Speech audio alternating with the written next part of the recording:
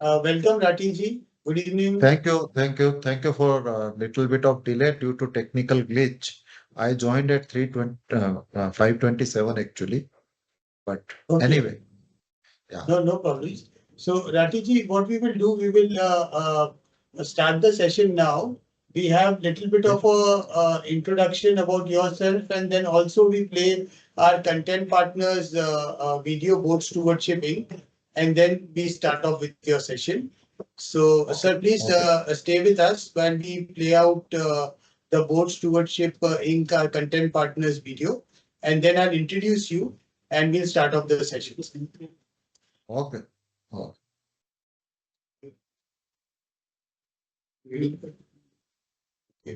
कौन आएगा मुझे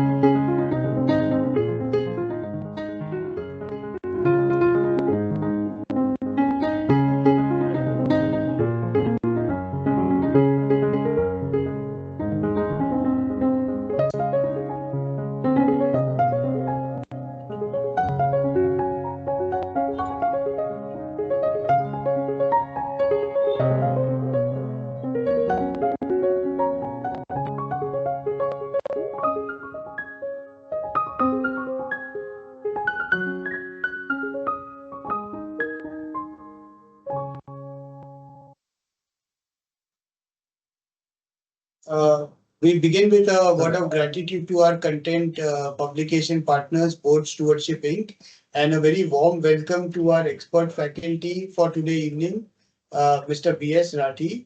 We'll start off with his introduction. At the outset, we are indeed grateful to Rathi ji for having joined our session today as an expert faculty.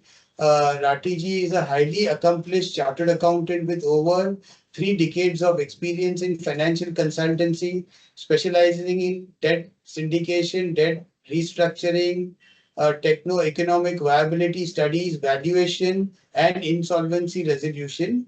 He began his post-qualification journey as a co-promoter and whole-time director of Sumedha Fiscal Services Limited. It is a leading investment banking company with insolvency specialization, merchant banking specialization, and a listed entity.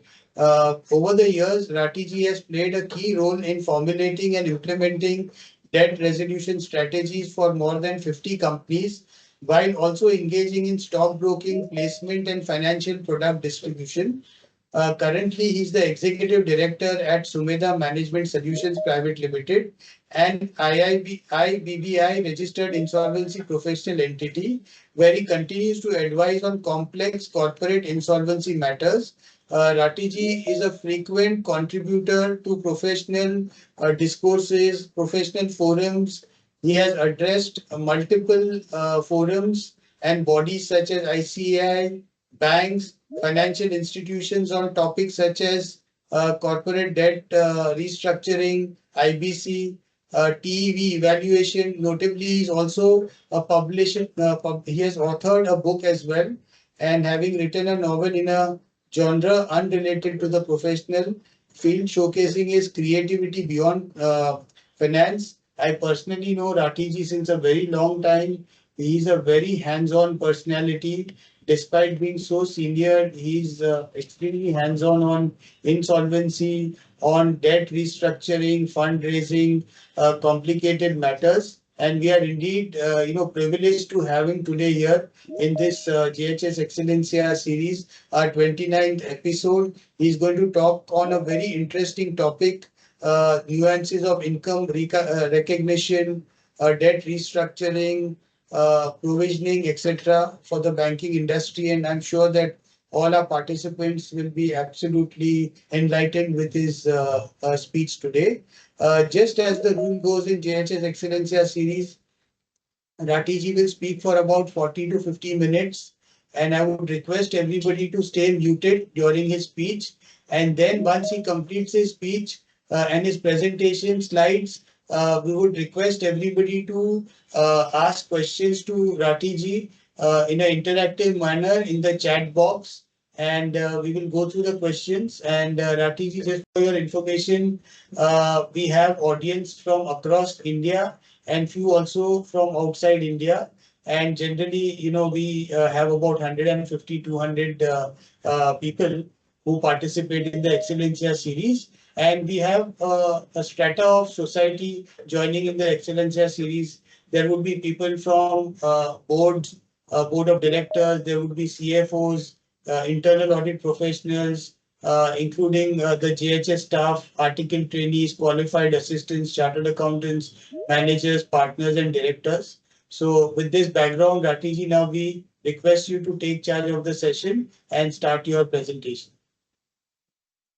Thank you. Thank you so much, Huzefa. Good evening to everyone. Thank you for lovely introduction and so nice to know that you are doing your bit to spread knowledge and in this professional domain. So very good. Indeed grateful to give this opportunity. I'm audible? Yes, yes, sir. You Am are I? audible. Okay, Yes. okay. Let me share my presentation straight away. I don't know whether just 1 second. Give me a couple of minutes. Let me find out where it is. You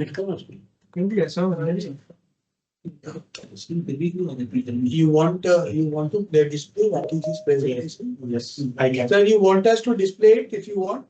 No, let me have the control because then I know which slide I can go. Yeah, Yeah. speed I can control. Yes, sir. I So think you just are already given the control. You have been given the control, right? yes, yes, yes, yes. You put it on. With Teams, that's the problem with Teams. It's not that user friendly as your Zoom is. I hope I will be able to do it. Is it visible? Yes, sir. Yes, sir. It is visible. Visible. Okay, okay, okay, okay. So it's a very big subject. It's complete. It covers entire aspect of your uh, RBI circular about income recognition, about NPA, about debt restructuring. I will try to complete it in 40-45 minutes time. Though actually, if you have to give justice to the subject, it will need at least 2 hours. But I will try to see the constraint of time and try to rush it through where detailing is required.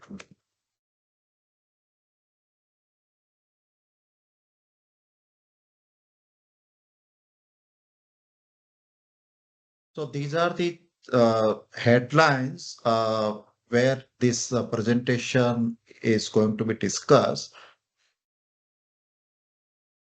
So income recognition should be objective based. It should be based on recovery rather than on any subjective consideration.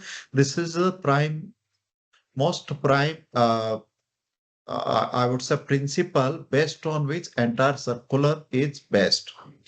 The classification of asset has to be again done on objective criteria so that there is a uniform and consistent application of the norms and there is no subjectivity. Again, the provisioning should be based on classification of assets and not on the availability of security, with some exceptions.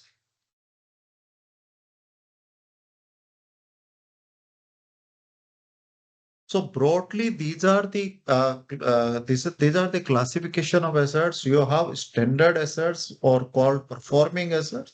Then you have NPA assets. In between, there is another category called SMA assets, which I will discuss later. In the NPA assets, there are three categories. One is substandard assets, that is for a period of 12 months. Then there is a doubtful assets, and then there is a loss assets. What are the parameters for classification of assets and NPA? The first is that if term loan or interest or principal is overdue for a period of 90 days, then account is NPA.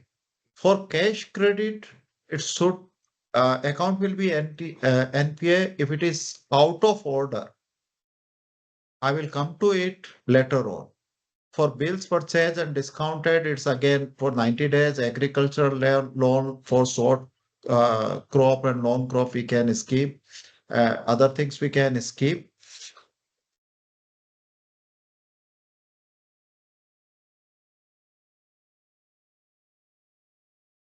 Asset classification has to be borrower wise and not facility wise.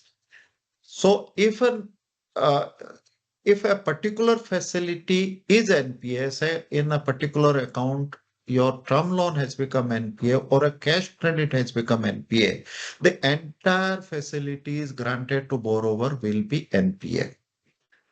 In consortium arrangement, it is based on individual member bank. In, in fact, Reserve Bank of India at one point of time had come out with a circular that if an account is NPA with one bank, it will be NPA with all banks. But later on, they realized that it is not practical and they never implemented it. In case of consortium arrangement, if a bank is not distributing the collection with other banks, then the account will become NPA as per the time schedule, irrespective of the fact, that the collecting bank, the lead bank or the collecting bank has collected money. So I will give you an interesting example. One of private sector bank uh, did a uh, did a very wonderful thing. So they realized that in one particular account, it's going to be NPA. So they had collection, large collection, one from one particular customer of the client. They retained entire amount. State Bank of India was the sufferer. State Bank of India went up to the top management of the private sector bank.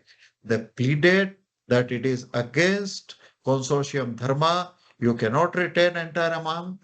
But you know the private sector banks, how they work. They didn't listen.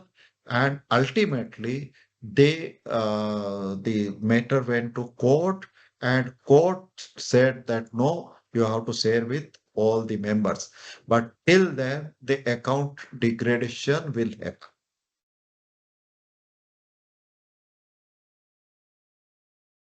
Now, RBI has made a very interesting provision in its circular.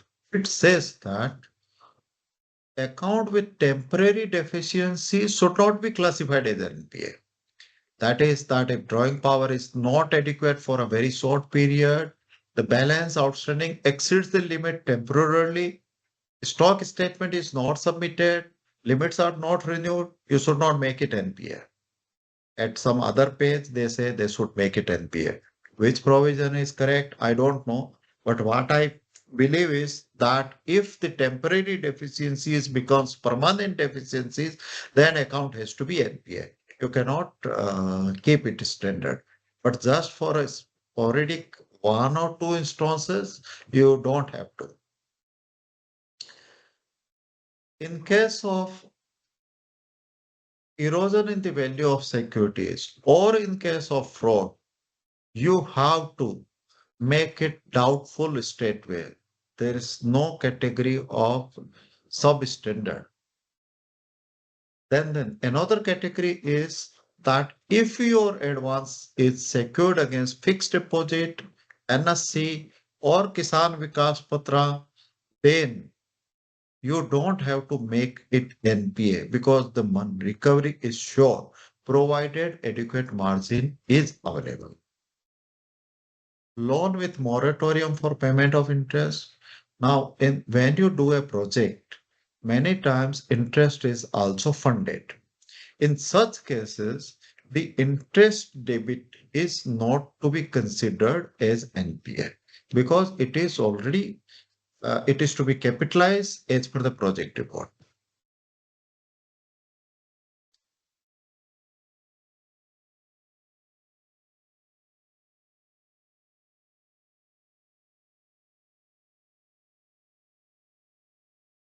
Project under implementation, there's a very big chapter. So broadly, I'm not going to go too much deep into it. Otherwise, entire 45 minutes will be spent here. The projects under implementation are broadly classified into two categories. One is for infrastructure sector and the other is non-infrastructure sector. Then they are sub-classified if the delay is on account of court cases and or otherwise. So they have got different provisions that, okay, you assume at the time of taking loan that your implementation period is 2 years and it has taken 3 years. Okay, no problem. It will not be NPA. But if you do it, if it exceeds the prescribed time limit, then it will be NPA. How to avoid that? You carry out an expansion project and you say that the project scope has changed. Earlier, I was going to make 10,000 tons. Now I'm going to make 12,500 tons. Because of that, my building layout has changed, my plant and machinery has changed. So, because of all those things, if there is a delay in implementation, then account will not be NPA provided that you give application for such change in scope before the due date, before the deemed commercial date. That is called DCCO. In case of any doubt, perhaps you can put it on the chat box or anything. I will try to solve to the extent possible. As I said, in cash credit account, it's not only 90 days that your interest is not serviced.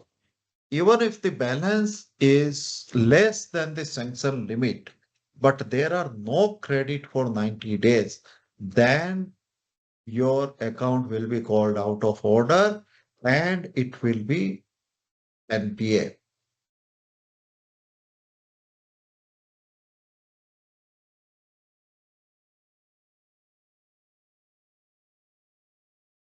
In last few years, RBI has come out with a special mention account provision, which is just before NPA.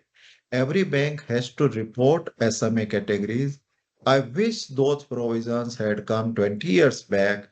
The kind of NPAs we have seen in the decade of 2010, we uh, would have reduced the level of NPA if these provisions were there. Nowadays, when you go to a bank, the bank sees that which account is SMA 0, which account is SMA 1, which account is SMA 2. And if your account falls in any of the categories, then the banks is not going to sanction in most likely scenario. I come to the income recognition now. The policy of income recognition has to be based objective has to be objective and not subjective, and it should be based on record of recovery. It is income can be recognized on accrual basis, but only if your account is standard. If it is NPA, you can recognize income only on cash basis. Even if the account is guaranteed by government, even then it has to be based on recovery cash basis. In case of standard, as I said before, it will be on accrual basis. However, if the interest is against term deposit, NSS, Kisan Vikas Patra, then you can consider it as your income, even if it is not recovered, because you know that you are going to recover it. The fees and commission also should be on accrual basis. However, if the account is NPA, then it will be on recovery basis. In case of loans where moratorium has been granted for repayment of interest, income may be recognized on accrual basis. So that means what? That you have serviced interest out of the principal. Your principal goes up and you debit your interest. In case account becomes NPA, all accrued interest not realized should be reversed immediately, even in case of government accounts. And the same applies for the fees. Whatever fees you have not recovered but both need to be reversed. However, if there is a loan with moratorium on payment of interest, as I said, that the such interest will be capitalized. That means your principal will go up and interest will be credited to your profit and loss account. That need not be reversed.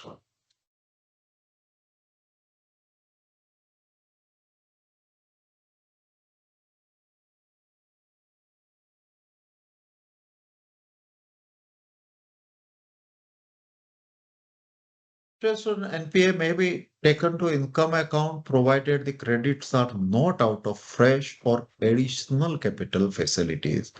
Earlier, some bank used to do innovative banking.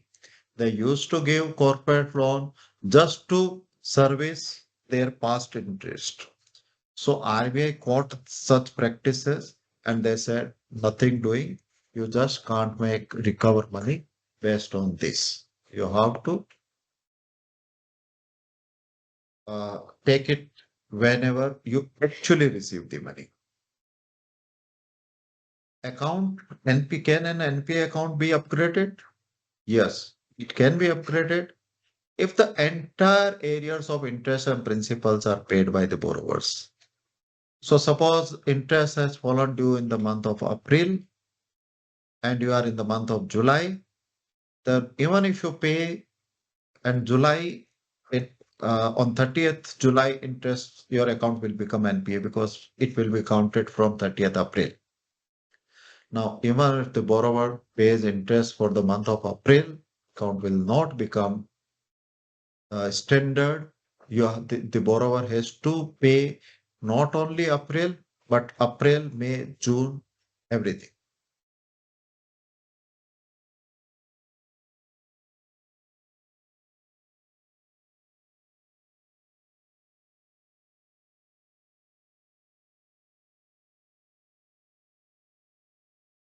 Let me touch upon the provisioning norms. I believe most of you are a bank auditor. You must be knowing what are the provisions requirement, but still let me take you through. If it is a substandard asset, that means account has become NPA. So for a period of 12 months, it's called substandard assets.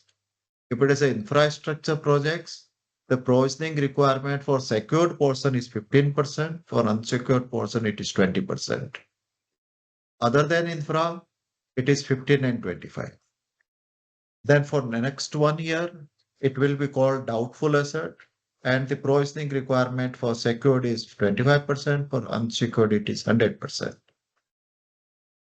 For year number 3, 4, 5, the requirement is 40% for secured, 100% for unsecured. After 5 years, entire thing is to be provided 100%.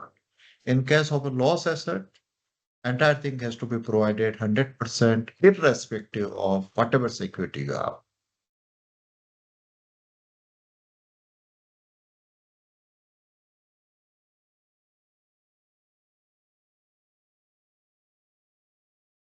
RBI in a few years back suggested to banks that not only in case of NPA, even in case of standard assets, you should keep some provision so that your balance sheet is healthy and you are able to take the setbacks if in future. So what it says that you have to make a provision ranging from 0.25% to 1%, even in case of standard assets. RBI also advises bank that you should have a floating provisions on investment and advances over and above what is mandatorily required. So again, the idea is to make bank balance sheet healthy. There is another requirement that is called PCR, provision coverage ratio, and RBI says that the provision coverage ratio should be minimum 70%. Now let me come to the chapter which is very close to my heart, and I've been uh, helping n number of companies surviving through this mode. The chapter name is Restructuring. Restructuring means lenders granting concession to the borrower due to the borrower's financial difficulties.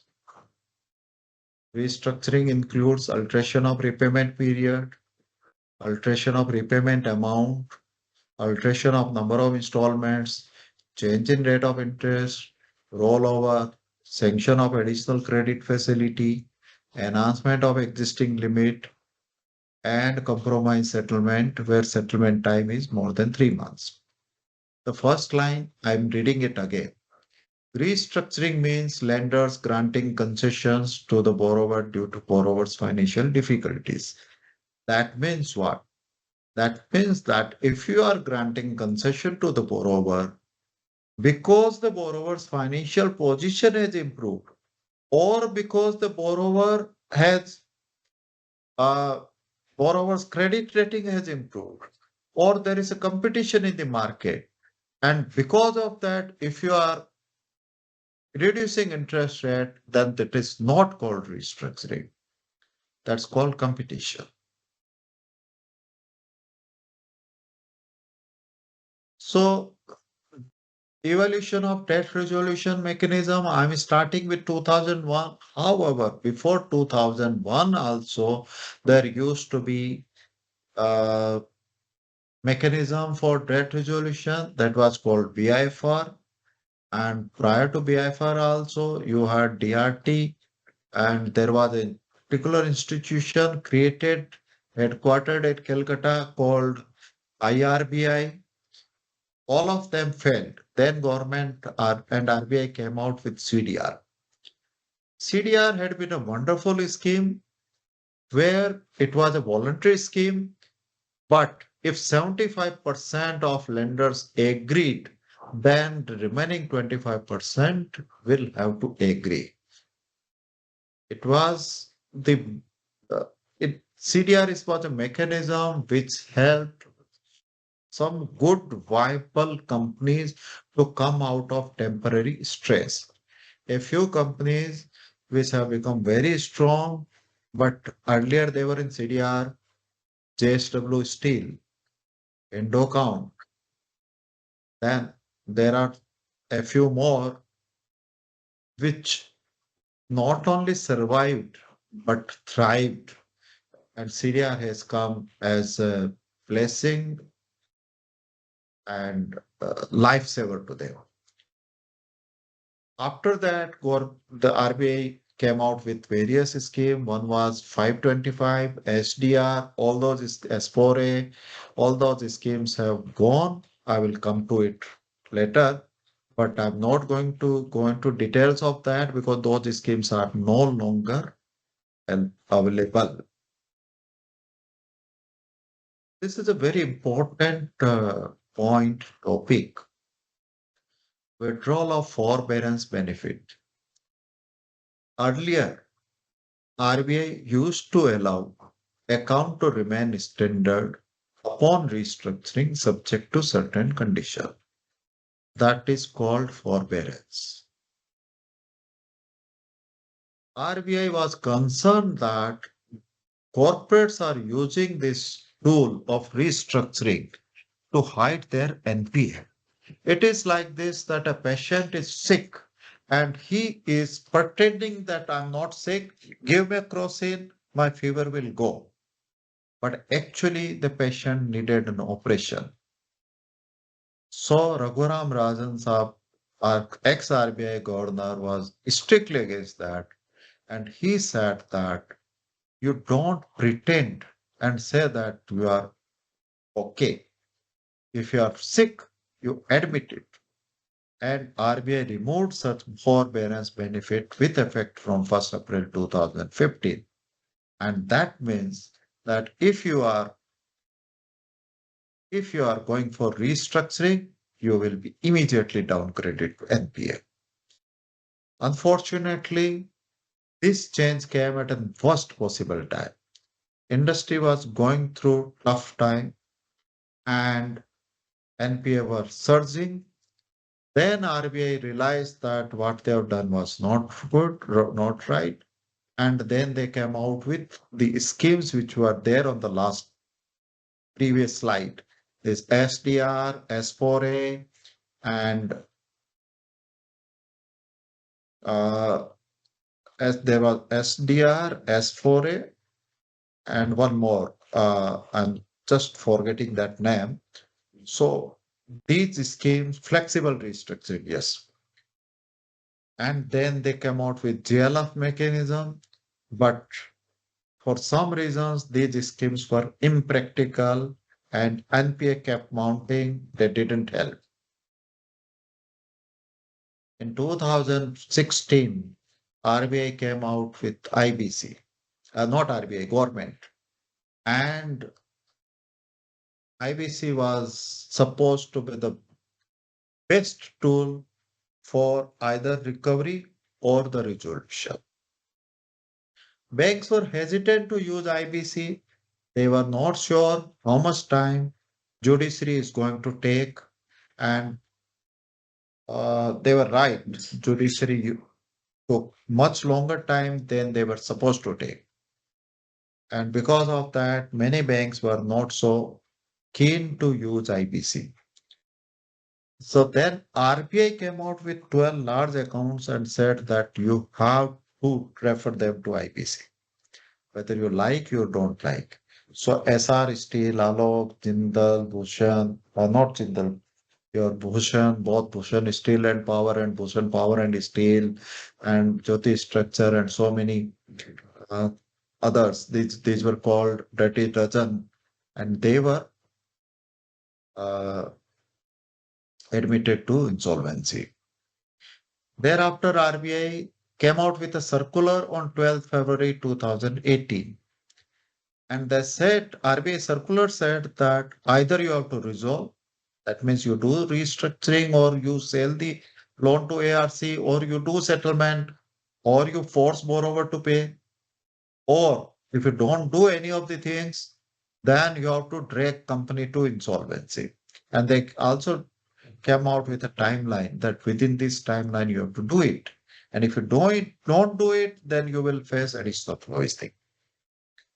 That circular was challenged by so many companies, and ultimately matter went to Supreme Court. Supreme Court said nothing doing. That circular was quashed. RBI came out with another circular on 7 June 2019, which was essentially the same, but without forcing banks to go to IBC.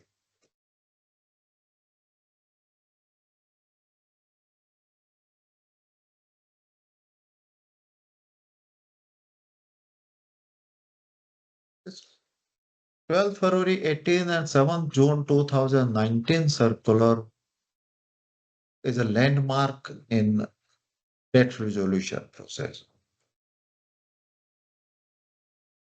This circular gives complete flexibility to lenders and borrowers.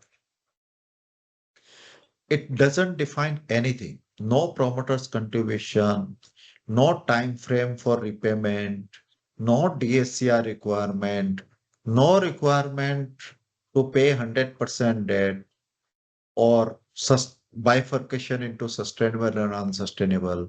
You do whatever you want to do.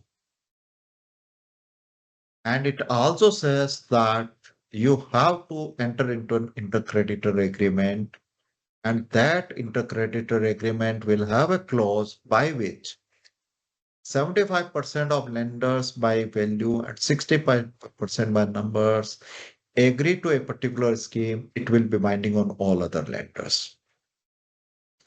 So that way, this circular made sure that you have to do something. If you don't do either regularization of the account by payment of overdues or sale of exposure to ARC or change in ownership or restructuring, then you will face additional provisioning. However, the circular said that you need to get RP4 rating, RP4 or better rating from credit rating agencies. If the exposure is more than 100 crore but less than 500 crore, then one credit rating agency is enough. Otherwise, you need from two. So that is the minimum. That is RP4 is the minimum rating which is required. Now, when you give RP4 rating, the rating agency sees that the resolution plan, the restructuring plan is viable, it is workable, it is not based on Excel model. So that means the and it has got enough coverage, enough margin in case it fails. So RP4 rating is a very, very good, but very difficult parameter which is required. In case you don't do the resolution plan within a particular time frame, you have to make additional provision. Not going to go into detail of this thing. In, in case of a standard assets, account will become NPA even if you get RP4. NPA will remain NPA. However, additional finance is not to be considered as NPA. I will skip this. Now for upgradation, what are the criteria? The criteria are mainly three. One, triple B or better rating after monitoring period. And what is the monitoring period? Monitoring period is by which 10% of sum of outstanding principal is paid. Now, in some cases, some borrower said 10% I will pay on day one, make my account and standard. So RBI said no, for 1 year you can't be standard.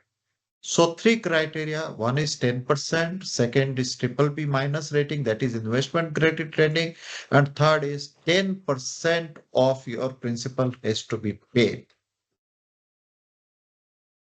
Can you do restructuring of frauds and willful defaults? No, not allowed. But you can do settlement. What are the other options for debt resolution? One is IPC, obviously. The second is prepay.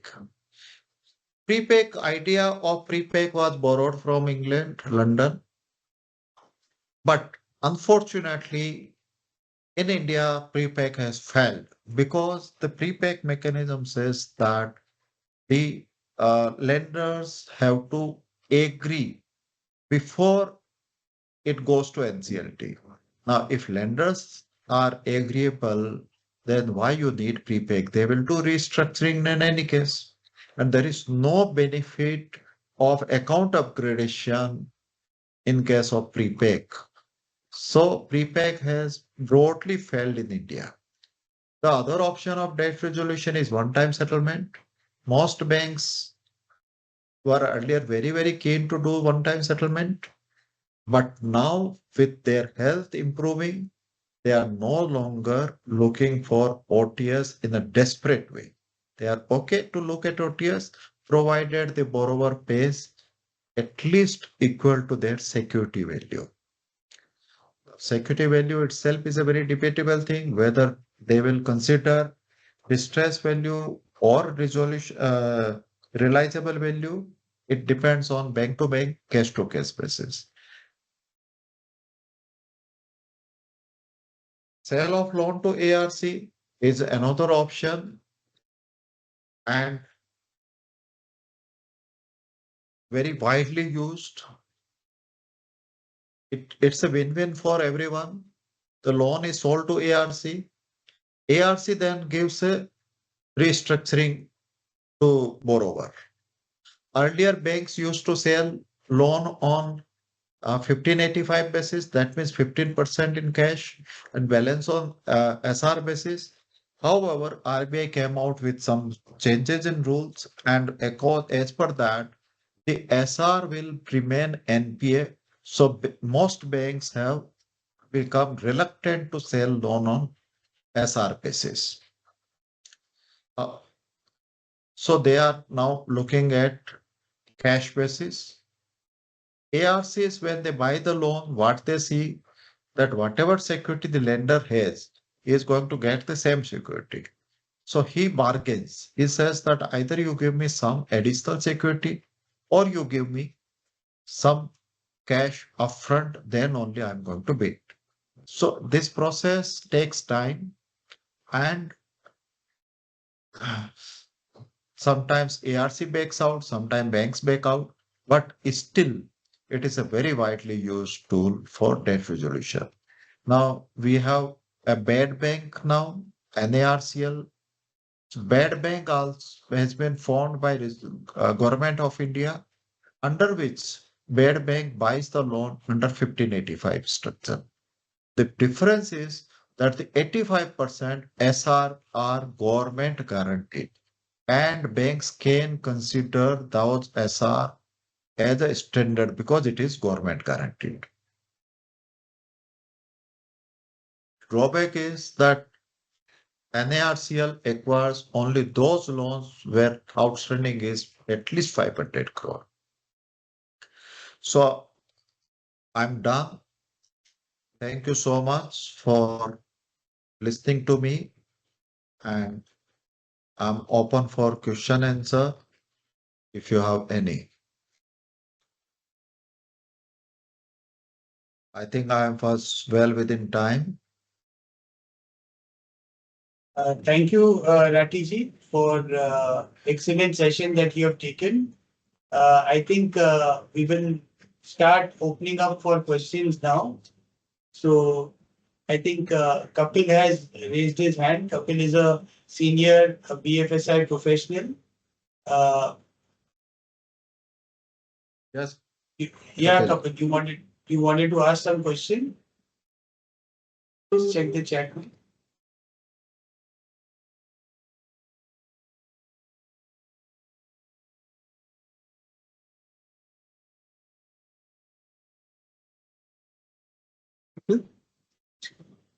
Give me permission.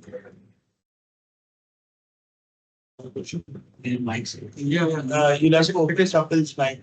Yeah, it is okay. Kapil, you are unmuted. You can please ask your question.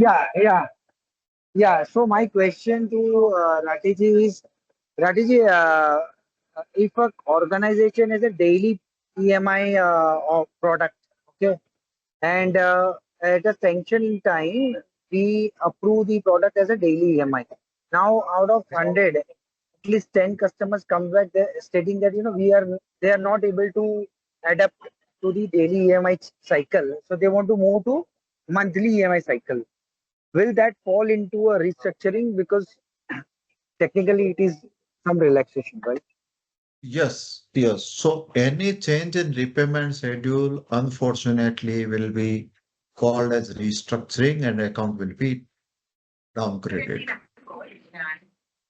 So Ratiji, just addition, just a follow-up question. In this case, the EMI will increase, the repayment amount will increase because from daily EMI, which is reducing balance, if we move to monthly, his repayment will increase. So there's no Yes. relaxation as such. Still, if you are changing a repayment schedule, you will be, if you are preponing, then it's okay. But if you are postponing or if you are altering the repayment frequency, then it's a restructuring and account will be downgraded. Okay, thank you, sir. Thank you. Thank you. Thank you, Kapil. Good question.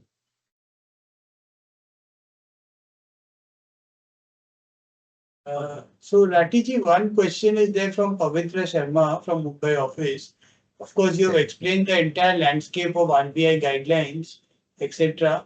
Maybe she's trying to ask you that in the current climate and the current business environment, are the RBI guidelines contemporarily shaping the income recognition, asset classification norms as required in the banking sector, or some strategic suggestions you would like to make?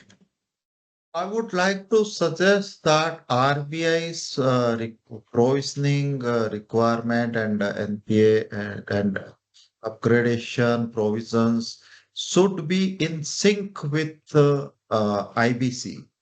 So you know that why, as I explained, prepack has failed. Why prepack has failed? Because there's no incentive. Once you give an incentive that, okay, in case of prepack, account will be upgraded sooner than other current provisions, then a scheme like prepack will flourish. So other than that, I think that RBI has done a wonderful job, and I wish that RBI had these provisions of SMA 1, 2, and this getting account downgraded immediately upon restructuring these provisions 20 years back, then our bank's financial position would have been much, much better.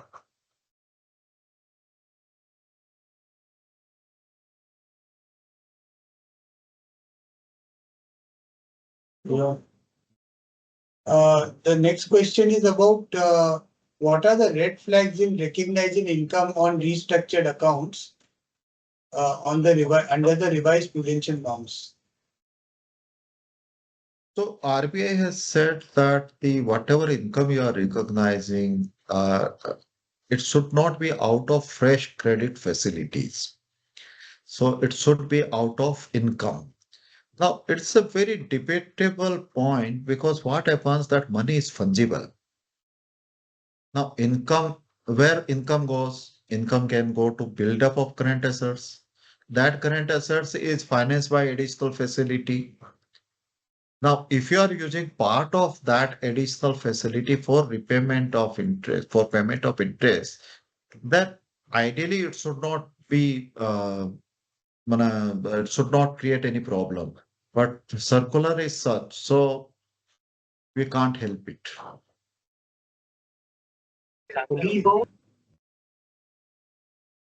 Thank you, Ratiji. Next one is on the practical pitfalls between the standard, substandard, and doubtful assets baskets and categories. So, are there any, maybe some jugglery happening between the three baskets? That's the question. That from an auditor's Everything, perspective, yeah, yeah. any safeguards for the auditors to be exercised practically? No, no, no, no. You are asking a question to a wrong person. You should answer that, not me. But but so after this computerization, everything is computerized, everything is system driven. And in any case, the provisioning requirement for doubtful and this loss assets is almost similar. So I don't think much jugglery is possible. And banks have also learned that there's no point in doing. So that's why they adopt innovative ways, which a private sector bank has done recently. And we have all seen their CEOs, deputy CEOs, CFOs resigning. They will not do with NPA now. They have identified other ways to do the jugglery. True. Yeah. I think one question from Kapil. Kapil has, yeah. What is it, Ashish? We can, Kapil has got one follow-up thing, I think.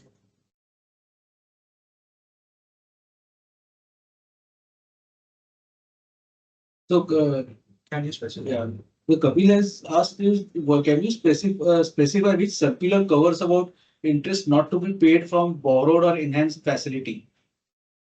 I have to, I have to find out which particular page it mentions. It is definitely there, but which particular page it is, I have to allow me some time, or I will send this information to JHS team. They will pass it on to you. Definitely, sir. If you can just share, we'll pass it on to the Yeah. attendee also. Yeah. Anything else in the chat? Any question? Any more questions?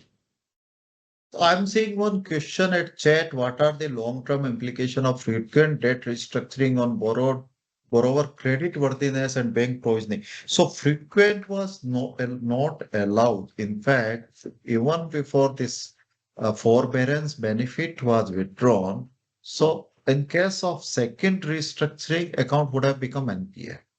So frequent restructuring was not allowed in earlier scenario also, though some borrowers used to have frequent debt restructuring, but ultimately banks have realized that if it is a chronic case, then surgery is the option, not the antibiotic or medicine.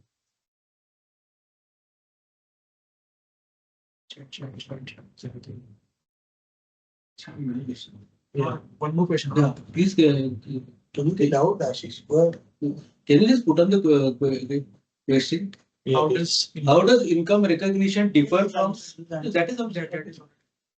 Yeah, that I've already said Yeah, that in case of sir, just standard, answer it that. is on accrual basis, and in all other cases, it is strictly on cash basis. That if you have recovered money, then only you book. Otherwise, you can't. I think we have covered all the questions. So anybody else has got any other questions? We are dying on time to conclude our session with Rathi ji with a vote of thanks. I think our old colleague Vijay Sachdeva send you compliments, sir, for an excellent session in the chat box. Thanks, Vijay, for your compliments. Thank you. So I would have loved that it was a physical meeting, then I could have asked some questions. Otherwise, I'm facing all the questions. In case of physical meeting, I can also send some answers. But No, sir, we will that's have one the physical session disadvantage of a also. virtual meeting. We can definitely have a physical session next time. And sir, there is a lot of Thank you. interest around your specialization on insolvency also. So maybe at a future date, we can invite you We on will that have in some, person. yeah, no, In person, we can have that. yeah, So none better than your friend Vijay Murmuria. Sure, sir. So I would request my colleague Ashish to just propose a warm vote of thanks, sir, for you. Absolutely. First of all, Actually, Rathi, not required. Not required. Don't embarrass me. I've not done anything it yet. has actually been a great pleasure having you for this session. A very complex subject and a very vast subject, as you rightly said, it would require at least 2 hours to cover the entire PPT. But you have so succinctly put it in 45 to 50 minutes, starting from the classification of NPAs, taking it through upgradation of NPAs, provisioning, restructuring, the IBC conditions of resolution, solutions available in IBC, and the answers to the questions you have provided thereon. I think it has been very enlightening for everybody who has attended this. I am sure people would have loved to ask more questions. we would request you to please share the PPT so we can, share it with all our attendees. And in case they have any further questions, they can get in touch with our team, which we can forward to you. I would request everybody to join me in giving a round of applause to Rathi ji for this fantastic session. Thank you so much. Thank you. Thank you, sir. Thank you so much. Thank Thank you, you. Rathi ji. Thank you so much. Thank you so much, sir. Thank you, everybody. Thank you, everybody. Have a nice evening. Bye.